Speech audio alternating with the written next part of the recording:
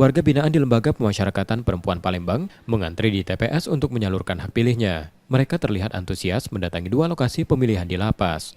Warga binaan yang tidak dapat menyalurkan hak suaranya karena nomor induk kependudukan tidak tervalidasi dan sebagian warga binaan masih di bawah umur.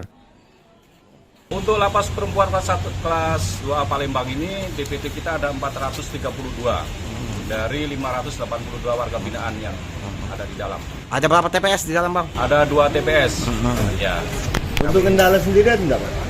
Alhamdulillah sampai saat ini tidak ada kendala apapun.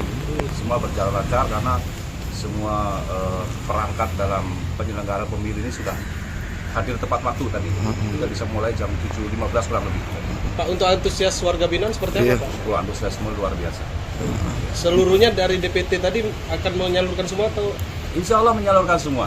Ya, karena kan dalam lingkungan kecil begitu, mudahlah, tidak jarak transportasi dan sebagainya kan tidak sulit, hanya jalan kaki saja. Sementara Pangdam 2 Sriwijaya yang memeriksa jalannya pemungutan suara di lapas perempuan memastikan pencoblosan berjalan aman, damai, serta tidak ada kecurangan. Pelaksanaan Pilpres di lapas perempuan. Jadi saya ingin melihat langsung bagaimana pelaksanaan. Setelah saya cek dengan Kalapas berjalan sesuai dengan rencana. Jadi tadi saya tanya mulainya jam 7, selesainya nanti jam 1 siang.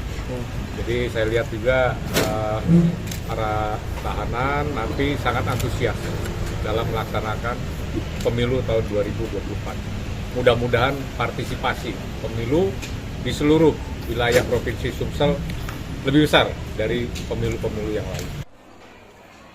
Daftar pemilih tetap di lapas 432 mata pilih dari 582 warga binaan. Yudi Kiswanto, Kompas TV, Palembang, Sumatera Selatan.